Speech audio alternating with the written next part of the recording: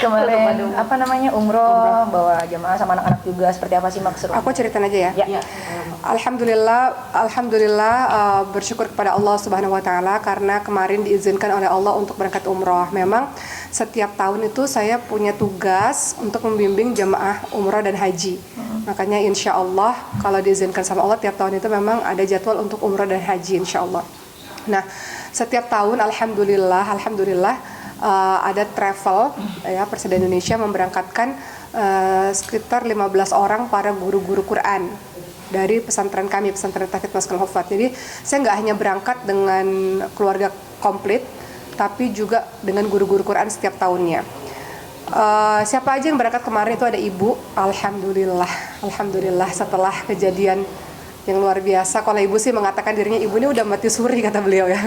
Karena kata ibu ini udah ketemu sama orang tua, udah ketemu sama saudara-saudara yang udah nggak ada gitu.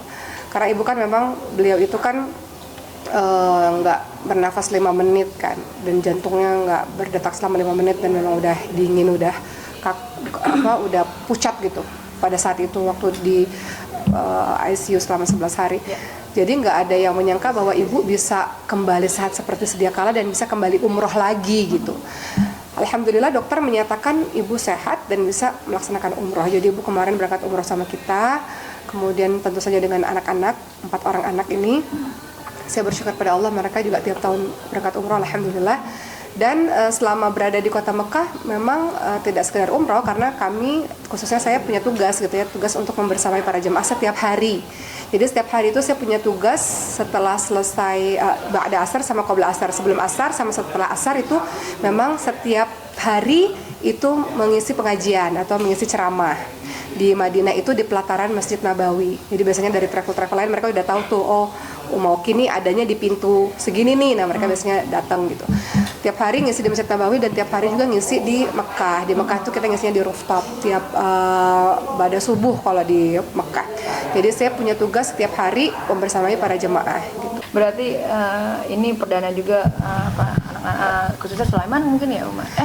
Gimana? Sulaiman itu udah umroh yang keberapa kali ya?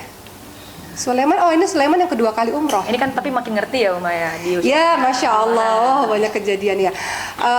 Alhamdulillah, anak-anak sekarang sudah semakin besar. Jadi sudah tidak sesulit dulu ketika berangkat umroh.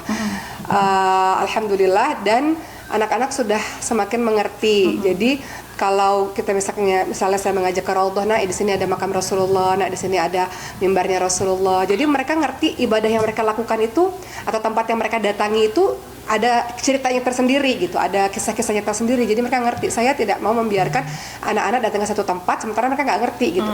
Misalnya mereka ke Bukit Uhud, mereka harus tahu dan saya nggak jelasin sendiri. Jadi biasanya teman-teman jemaah tuh pada bilang, wah Uma Oki jadi tour guide private untuk anak-anaknya sendiri gitu ya. Jadi biasanya anak-anak tuh akan saya jelasin gitu selama di perjalanan. Saya akan ngejelasin, atau sebelum perjalanan saya akan ngejelasin, kita akan ke Bukit Uhud, kita akan ke pemakaman Baqi, kita akan ke kubur Rasulullah, kita akan ke Raudhah. Jadi saya jelasin, kita akan tawaf. Nah tawaf itu maknanya seperti ini. Nah kita akan pakai ihram itu pakai maknanya begini. Kita akan sa'i, kita akan tahalul. Jadi anak-anak ini kan umurnya sudah 6 tahun ya, Ibrahim 6 tahun, 8 tahun dan 9 tahun. Jadi sudah harus mengerti tentang hal itu semua gitu. Jadi alhamdulillah anak-anak juga ngerti. Oh kalau misalnya sholat jenazah berarti pahalanya begini. Oh qabliyah ba'diyah ya harus dilakukan. Dan anak-anak itu benar-benar mereka berburu pahala di tanah suci.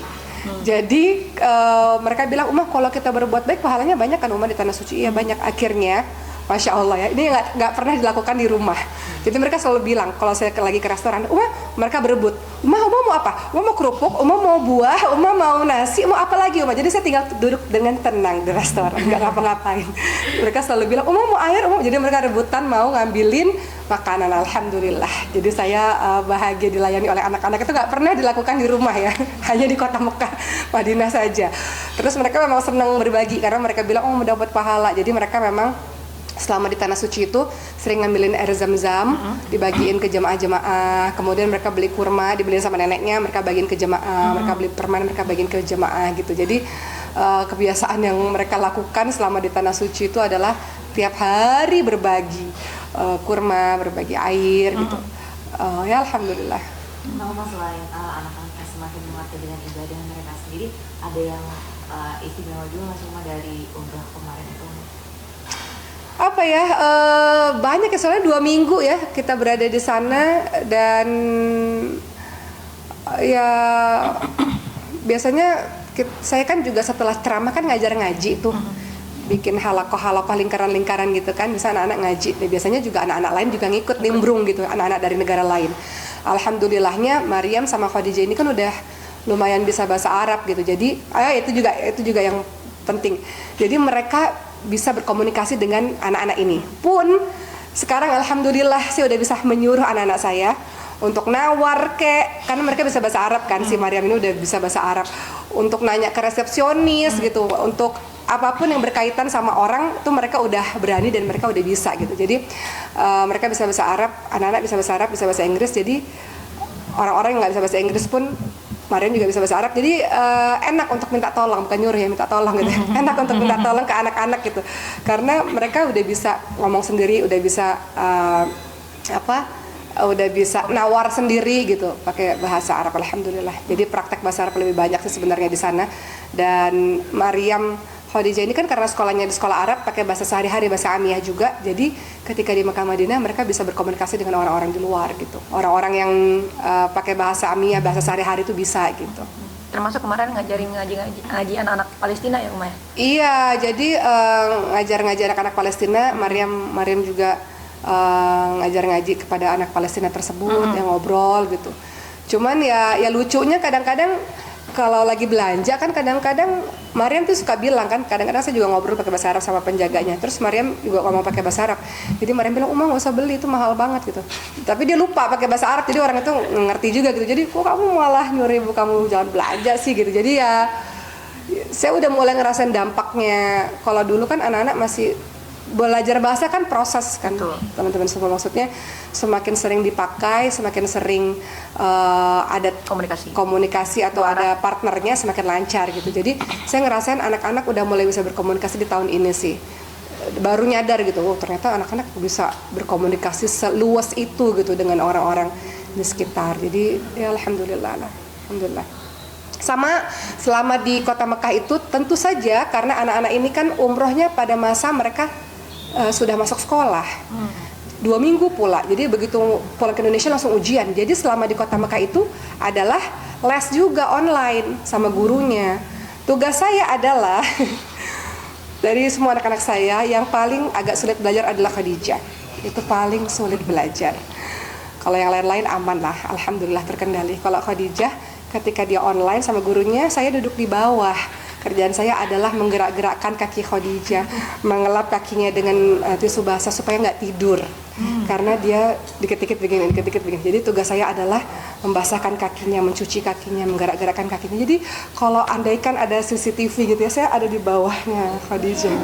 Selama 1 jam mendampingi Khadijah untuk menggerakkan kakinya supaya nggak tidur. Jadi ya itu, jadi setiap hari itu meluangkan waktu memang 2 jam untuk anak-anak les, supaya ketika masuk sekolah mereka bisa langsung ikut ujian gitu. Itu yang lumayan sih, menyita waktu dan kesabaran ya, khususnya buat Khadijah ya.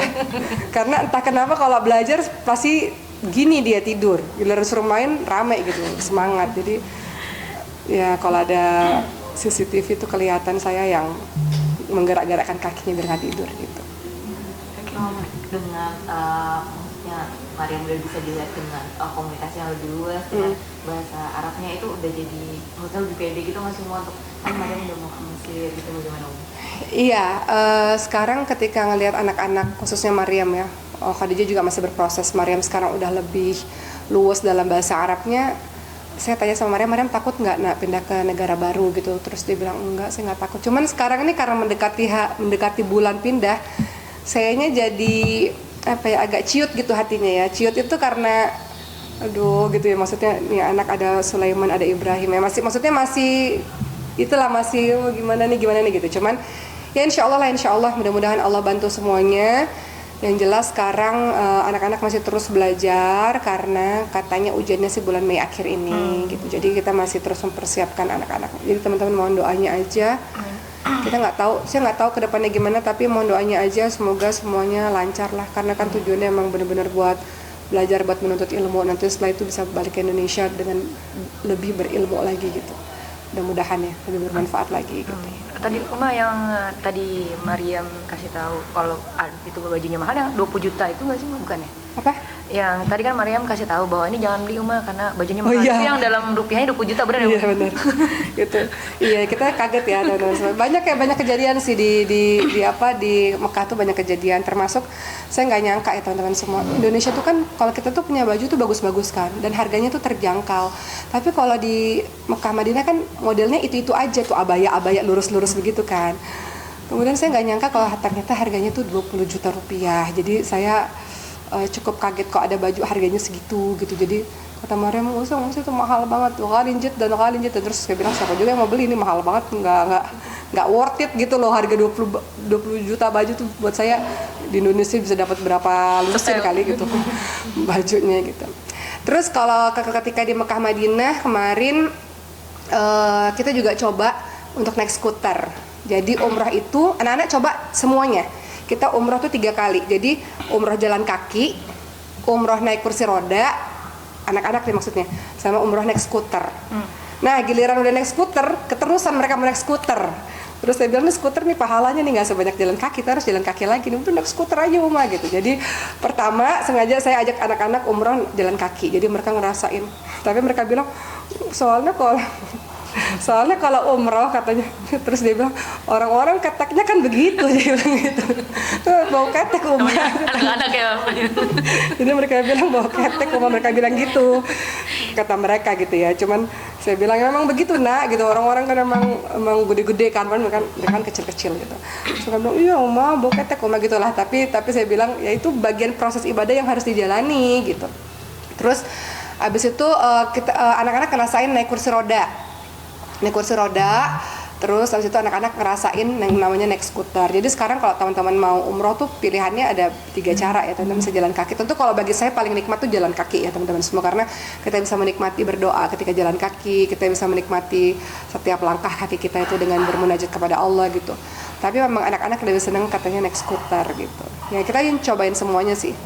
Tapi memang kita kasih penjelasan gitu bahwa tentu lebih baik kalau misalnya anak-anak kuat kita jalan kaki gitu. Jadi alhamdulillah mereka saya juga ingatkan pada mereka bahwa harus banyak bersyukur karena nggak semua orang bisa ke tanah suci gitu.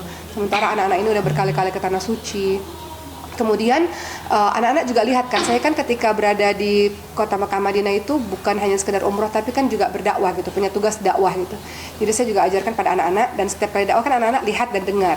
Saya katakan pada anak-anak yang mau jadi pendakwah satu hari nanti, lihat cara dakwahnya nanti harus lebih baik daripada ini gitu. Jadi anak-anak ngelihat gitu, anak-anak tahu oh gini loh caranya dakwah kayak gitu. Gitu sih. Ada lagi soal umrah? Ini ada nggak sih planning sama Mbak Cindy atau Iya. Ria Ricis untuk Iya, insya Allah kalau Allah izinkan. Memang kan saya punya tugas ya tiap tahun itu mendampingi jemaah haji gitu. Sehingga di tahun ini insya Allah pada tanggal 12 Juni sampai saya pulang nanti 7 Juli insya Allah, saya, Cindy dan Ricis kita akan berangkat haji insya Allah. Teman-teman mohon doanya supaya Allah mudahkan, nggak ada halangan apapun. Allah panggil kami. Memang tahun ini kami berencana untuk berangkat haji bertiga, insya Allah. Gitu, insya Allah. Berarti sudah ada persiapankah dari Uma dan adik-adik sendiri? Kalau untuk persiapan biasanya sih adik-adik akan bilang udahlah orang ntar hajinya sama Mboki ya pasti langsung dijelasin sama Mboki gitu. Kalau disuruh ikut manasik mereka bilang ntar juga dijelasin sama Mboki, di samping kita kan Mboki gitu. Jadi ya mereka ngerasa punya private yang ngedampingin mereka kali ya. Jadi ya kalau persiapan nggak ada persiapan yang berarti sih, hanya saja memang kalau haji itu kan persiapannya apa ya, selain persiapan keuangan tentu saja kan, kedua kan persiapan fisik karena lama. Haji tuh capek loh teman-teman semua, jauh jalannya, berkilo-kilometer gitu ya. Tapi saya pikir adik-adik saya nggak ada masalah dengan itu, apalagi Ricis memang dia atlet, suka olahraga, nggak capek disuruh jalan berkilo-kilometer juga. Sama paling persiapan ilmu, persiapan ruhiyah. Kalau persiapan ilmu itu untuk adik-adik sih saya bisa langsung, karena kita sekamar juga kan. Jadi kita tuh setiap hari sekamar bertiga hampir sebulan mungkin. Jadi adik-adik pasti kayak umrah kemarin banyak nanyanya ya di kamar gitu. Kayak gitu. Mohon maaf Uma, ini berarti haji yang keberapa Untuk aku? Uma dan adik-adik mungkin? Kalau untuk Reci sama sini ini haji yang pertama. Masya Allah. Kalau untuk saya ini haji yang ketiga insya Allah. Amin, amin. Mudah-mudahan lancar. Amin, amin, amin, amin.